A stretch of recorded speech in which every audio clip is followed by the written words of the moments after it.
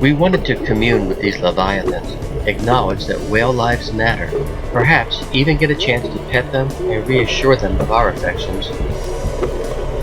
We traveled with our friends from Southwestern Yacht Club to share the experiences and appreciate the magnificence of these humble creatures whose destiny we control. Saturday, February 20, we departed San Diego, headed across the border, and began a drive of more than 500 miles south along Baja Route 1 to our destinations at Scammon's Lagoon and San Ignacio Lagoon. Our first trip out was into Scammon's Lagoon on an overcast day. Oh, that's it. I do too. I got a picture of it. The weekly tally had more than 2,000 whales in the lagoon. We had traveled over 500 miles eating and drinking our way south, but these whales have traveled more than 5,000 miles from Alaska on an empty stomach.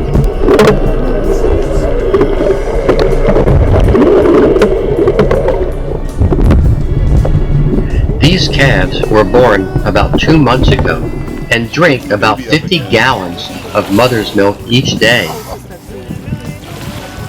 Oh, these guys. This is awesome. Anyway, so.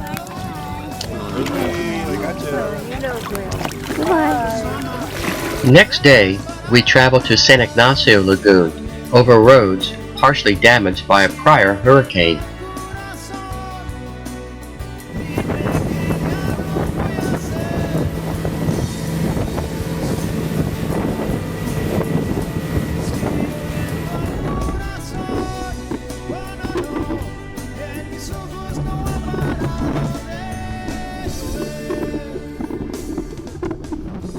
San Ignacio Lagoon is smaller, and there were fewer whales, but they were very eager to see us.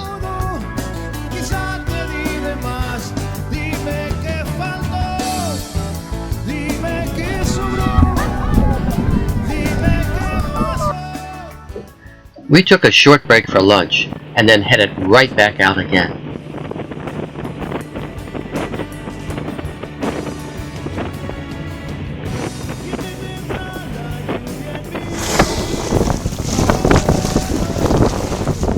It was as if the whales knew this was our last visit with them, and they came out in droves to greet us and make us feel special.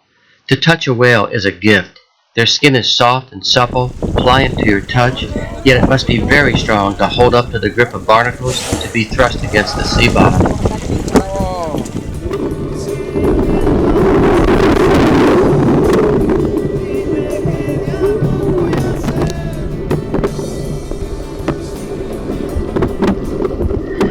The mother whales keep a close eye on their calves and are always within just a few feet of them.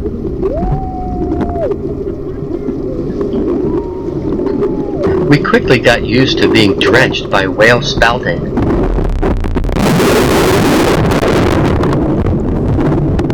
Lucky for us, there was no odor.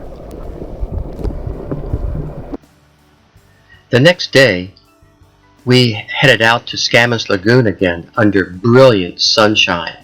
We were happy, and the whales were too.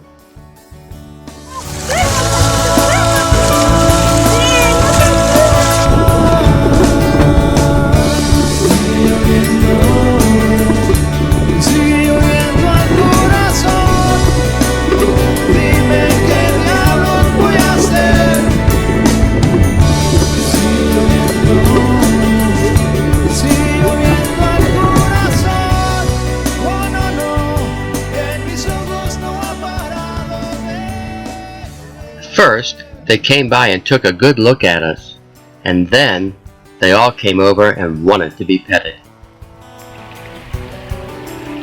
Your tail now.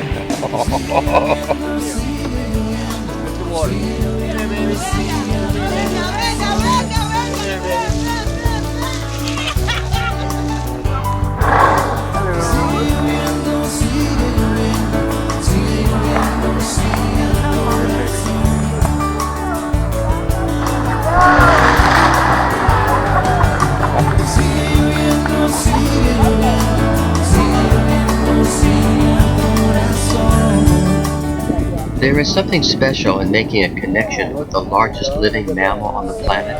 To see one up close, reach out and touch it, is sublime. The gray whales of the eastern Pacific were nearly exterminated through human greed. Whalers came into the lagoons of the Baja while the mother whales were having their calves, rode right up to them and harpooned all they could. Whales can live a long time, if unmolested, and it is possible that a few calves that survived the slaughter are still alive today and have that memory. And yet these behemoth creatures take an interest in human behavior. They approach our panga, about the same size as the longboats that were used to slaughter them, and instead of ramming and crushing our boat, which they easily could, they willingly approach with their calves in tow and proffer them up to be petted, rubbed, and stroked. The mothers even prop up their young, pushing them up to the surface using their buoyancy. Of course, they use the boat bottoms to give themselves a good rub, perhaps to lodge a grumpy barnacle, but mothers and calves clearly seek out the human hand as if all is forgiven.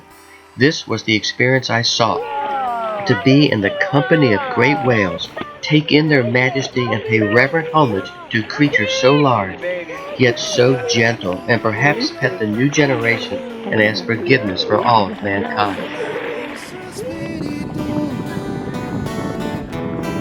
Sola nel olvido, sola con su espíritu.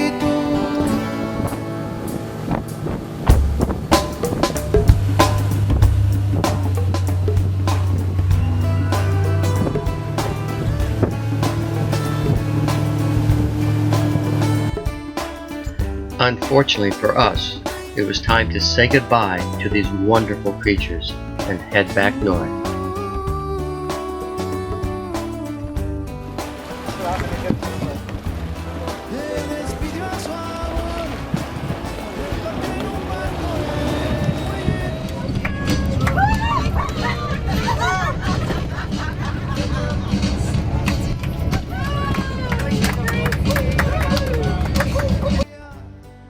For all we have experienced, we thank the magnificent Greys for sharing with us their lives and their hearts.